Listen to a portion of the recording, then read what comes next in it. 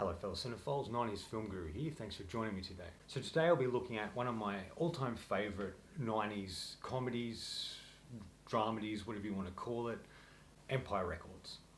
This film is fantastic, I'm a big fan. This film came out in 1995 and was directed by Alan Moyle. And this was a film that he did after his success with Pump Up the Volume and with Christian Slater. And this is another film he did in that sort of time period. The film was made for $10 million, but only went on to make $3 million. So another very unsuccessful film of the 90s, but a cult classic because of that. The script was written by Carol Heikkinen, I don't know if I'm pronouncing that correctly, and was based upon her experiences working at Tower Records. And you can really tell that because it's set in a record store and just the colourful and interesting characters and the things they have to sort of deal with in that particular environment. And her script caused a bidding war with Regency and Warner Bros. And is classified as a huge flop at the box office, but like I said, went on to have cult status. It's a modern classic to me. Like I've mentioned before with other movies, this completely and solely represents the 90s. When I think of the 90s, I think of a film like this. Like I've mentioned many times before, the clothing, the dialogue, just the whole feel and environment itself, the way it looks, the way it's filmed on film, and the fact it's set in this sort of hip sort of record store, that's kind of cool, and it's filled with really colourful and interesting characters, and it just feels like the 90s to me. If I want to feel nostalgic and go back to the 90s, and I know that's kind of a strange thing to say because that's what this whole channel's about, I look at films like this, and these are the quintessential movies of the 90s for me. Like I mentioned, it has a really great cast.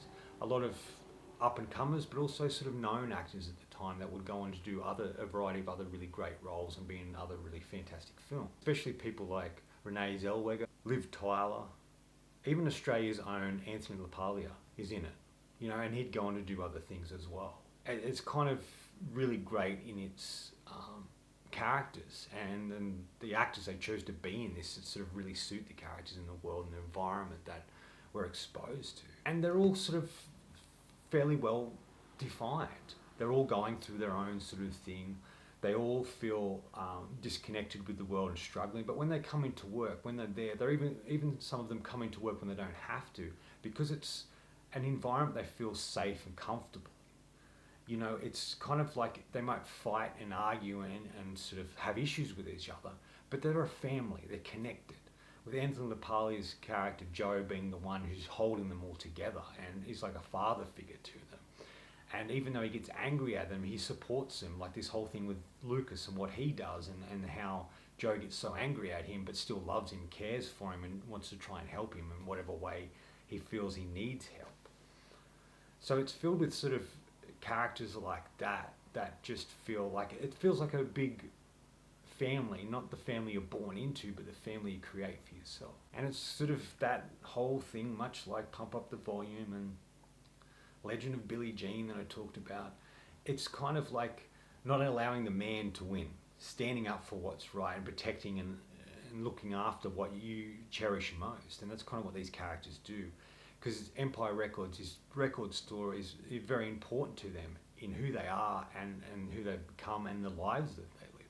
They take things into their own hands to save the place that they love. And they truly are a group of misfits, and that's what really makes them fantastic to watch. Like Warwick Cochrane's character Lucas says in the beginning of the film, we all have problems. Each character has their own set of problems and their own sort of difficulties that they're going through. Take Lucas, for example. Makes a decision to try and help Joe, his boss. He takes the earnings of that day, goes to Atlantic City and tries to win double the money because he finds out that the owner of Empire Records is trying to sell it to Music Town and to make it a franchise thing, and he doesn't want to see that happen. So he takes things into his own hands to try and do that. And obviously things don't go according to plan, and he ultimately loses the money. And it shows what he's willing to do for the place he loves. And also throughout the movie, he's being punished by Joe, but we see certain things about him, the way he talks to people. He sort of has this spiritual awakening in a way. Like AJ says to Lucas, yesterday you were normal, today you're like the Japanese guy out of Karate Kid. And he kind of is. He has these sort of interesting things to say. He sees the world in a different way. And we see him sort of become immersed in the world that is in front of him, and just how he embraces things. He's just a really wonderful character, and I really like what they do with him in the film. And he's kind of our first introduction to this particular world, because we see it through his eyes. Joe, like I mentioned, played by Anthony LaPaglia, he's kind of their surrogate father to these misfits. And he runs the store. He's trying to save the store from becoming a music town, and he nearly had enough money to do that. But when Lucas decides to take this particular money and lose it, it puts Joe behind, and he really struggles to know what to do next. AJ is another really great character, played by Jonathan Whitworth. His character is in love with Corey, played by Liv Tyler, and he really wants to tell her and tell her how he feels. And he sets himself a timer and a time to tell her. But certain things unfold, and he struggles with that. And he's also trying to make this big decision of whether he stays there or he goes off to art school to really express his creativity much more, because he is a sort of an artist. In the film itself, you see him gluing quarters to the floor and doing a variety of other things, and he just feels like he's a true artist, but he's struggling to know what to do. And today is his D-Day of telling Corey, how he feels, and seeing what transpires from that to help him make the decision of whether to go or not. Deborah, played by Robin Tunney, or Tooney, however you want to pronounce her name, who's gone on to make a variety of other things, most notably the Mentalist TV series, but she was also in The Craft and a few other films which I really liked. She actually went on to make The Craft after this movie, because I remember the director talking about how she had shaved her head previous to coming onto Craft, and she had to wear a wig, and this was the film that she shaved her head in. The character that struggles most, struggles to understand the importance of life and her place within it. There's certain things happening behind the scenes, and she just feels numb and depressed, to the point that when we first meet her in the film, she comes in, she has this bob, her hair's sort of in a bob. She goes in the bathroom and ultimately shaves it off. This is a scene I really love, in that she starts to shave. She only shaves one side to show this is her now, and the longer hair is who she was then. And she's sort of tragically beautiful in this scene, and I really love what they do with it, with the choice of music, and just showing her saying she doesn't care anymore. She just wants to pull off or shave off who she was yesterday to try and become someone she wants to be, or someone who she feels she can be. And I think this scene is important, and it really encapsulates who she is. Each character in the film has that particular scene. There's Gina, played by Renee Zellweger, who obviously went on to be who she became, and she's really great in this. She's sort of fun and interesting. Gina's kind of this sort of fun character that throws caution to the wind and just does what she feels she should do. But she's also a character that struggles being labelled and looked at in a particular way. And she's sort of scared and fearful of doing certain things because she feels like she can't do them. And when things get difficult, she resorts back to the things she usually does. So she's kind of an interesting character in that regard. And she has a great moment at the end. She wants to sing with a band, and she's very fearful of doing that. But at the end of the film, she's up on the roof singing with the band, and it's really cool. It's actually Renee Zellweger singing, and it's kind of this cool little moment, and it sort of gives this sort of happiness to the Gina character, and I like that. There's Mark, played by Ethan Embry, who's probably more known, less for this film and more for Can't Hardly Wait, where he sort of is the star in that. It's kind of a different character to that character, but I kind of like him in this film. He's sort of the only sort of innocent character. All he really wants to do is start a band, and he wants to come up with a name. It's just like a whole thing with him that's kind of interesting. I mean, he's the only character that doesn't seem to worry about anything. He just goes with the flow and ultimately becomes part of the group, and offers a lot of fun and humour to that particular group itself. It's these characters. It's this spending time with them, defining them enough that we really care for them. And that's something Carol really did with this film that was really well in her script. And it felt like these were characters she may have interacted with, or a combination of characters she might have interacted with when she was working at Tower Records that no longer exist. But it's kind of really cool that she was able to craft a film and to have these characters that you connect to and that you do care for. You want to see them survive. You want to see them overcome their struggles and to achieve the goals they set for themselves. And I think that makes them such lovable, interesting characters. There's another character in the film called Warren. And he's sort of this teen guy. Lucas catches him trying to steal CDs and they keep him out the back, take photos of him and wait for the cops to come to arrest him. And it's like they treat him as part of their own, even though he's this sort of criminal, smart-ass character. They sort of embrace him in a way. And he, is released, but he comes back later with this gun. There's this whole sequence that doesn't sound as dark as it seems, but it sort of cements him as a really interesting character as well, and a character who wants to be part of this group but feels he can never be, but then he can. But they welcome him with open arms in a lot of ways, and I really love that, and I think he's a really great, nice little character, and another one of these characters that really defines themselves enough that we do care for them. There's been a lot of ensemble cast films, and some of them struggle to really give each of the characters enough time on screen or give them a part within the story rather than just sort of a side character can be thrown away at any point. This really handles the ensemble cast really well. I think that comes down to Alan as a director. I think he's really solid. He worked with teens before he did this film with Pump Up the Volume and some of his another earlier film as well. And he really understands how to use it, and he really is able to be a voice for those characters, and I like that. And I think Carol, who wrote the script, really understood these characters and was one of them at a point in time. So that makes it a much more engaging aspect to the film with the characters and the actors. All the actors do a great job. They're all young and they're all sort of experimenting, having fun. It felt like this film was a lot of fun for a lot of the actors and the filmmakers, because it just felt like the characters in the film, it was a family coming together to make something. The best soundtracks, maybe the best soundtrack of the 90s. It just encapsulates so many great songs of the period. It also looks at older songs, but mostly 90s.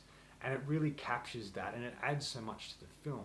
When you have a film that's set in a record store and you have this great soundtrack with this young cast, it just adds so much more. And it's a really wonderful soundtrack that I purchased when I first saw this film, because I really loved the music in the film.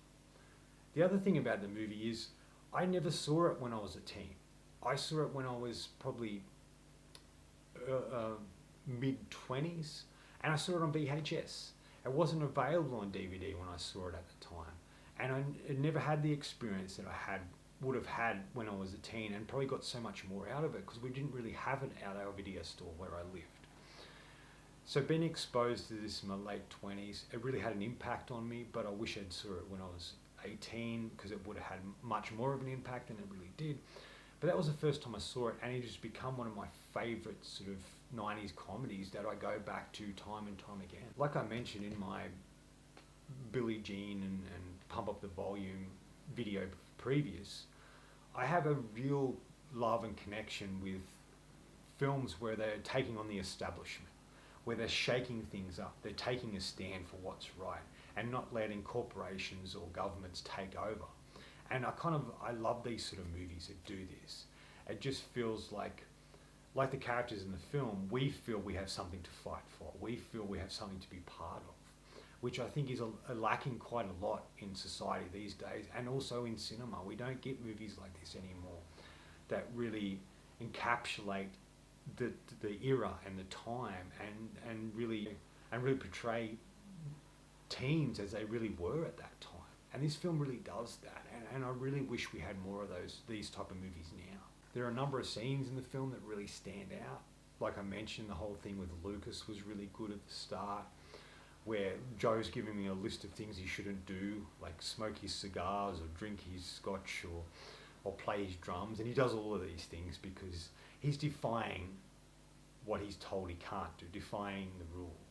Joe leaves him in charge to has the responsibility of closing the store, and that's when he makes the discovery of the Music Town taking over Empire Records, how he can't stand for that and he needs to do something to stop it from happening, and takes the day's takings to Atlantic City and tries to win money and ultimately fails.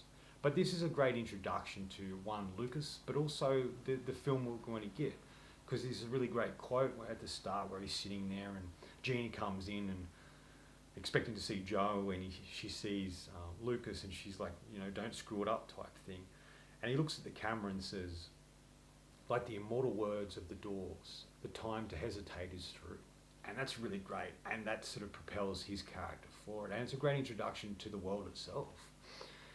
We get to see this particular character, we get to see what Empire Records looks like, and we get a sense of what the film's kind of going to be from this opening sequence. And yeah, it pretty much sets up the whole film, because this is a catalyst for what transpires and starts to affect all the other characters within the story. Like I mentioned, another scene I really liked is where Deb, played by Robin Tooney, comes in and shaves her head. That's a really wonderful and beautiful scene.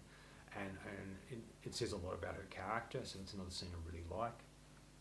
There is this other really cool sequence where Joe finds out that Lucas has taken the money. Joe's getting a call from his boss asking where the takings is, and he's just trying to say, oh, he just haven't put it in yet, but slowly realises that the money's gone. And he sort of gets so overwhelmed by what's happening. He goes into his office, shuts the door, they put a song on, and he starts playing the drums. This is his way of dealing with difficulties and getting stresses out. And they put an AC/DC song on, If You Want Blood, You Got It. And they all sort of, we see Anthony Parler realistically, and probably did at the time, playing drums. And then we have Lucas and a few other characters, even Warren's there, dancing around, doing their Mick Jagger and just singing to the song. And you hear it all through the store. It's a wonderful, fantastic sequence, but the song's really great as well. And it just shows that they're able to have fun even in stressful moments, and shows Joe what Joe does to deal with stress, and I love that. There's so many great sequences and moments in it. I don't think I mentioned the Corey character Liv Tyler plays, where she's sort of pushed by her father. She's pushed by her father to succeed, and she feels a lot of pressure on herself, and that she can't sort of do what he wants her to do, and every time he encourages her, it sort of makes her feel bad. And she sort of struggles to know what to do and how to deal with things. And she even has an issue and fight with Gina, her best friend. And also how she treats AJ. And that he expresses how he feels, but because of something that happens with her in the film, where she sort of throws herself at this has-been kind of singer that appears in the film, it really upsets AJ. It's AJ, and he gets sort of frustrated, and you feel for him in this scene, but it's because of everything that's happening for the Corey character, and just the bond between AJ and Corey is really cool, and we get to see that later in the film. It's just really a nice storyline, I think, with those two. And the Corey character, she really reminds me of another character we saw in Pop Up the Volume that I spoke about, where she is a similar sort of character that felt like an archetypal character that they took from that film and put into this, that they took from that film and injected into this character Corey in a better way, and I really love Liv Tyler's performance here. This is one of my favourite films of all time. I'm a big fan of it, and I do highly recommend it. In the end, this is one of the best films that came out in the 90s, in my opinion. A film that really captures its time and place, and really captures that sort of mid-90s in a great way. If you like 90s movies, or sort of just getting into watching them, this is your first port of call. This film is fantastic, and I highly recommend it, and I'd give it 4 out of 5. Anyway, that's all from me today. Thanks for watching. Hope you enjoyed this video, and if you did, please subscribe down the bottom. Follow me on Letterboxd and Facebook. Otherwise, until next time, enjoy the movie.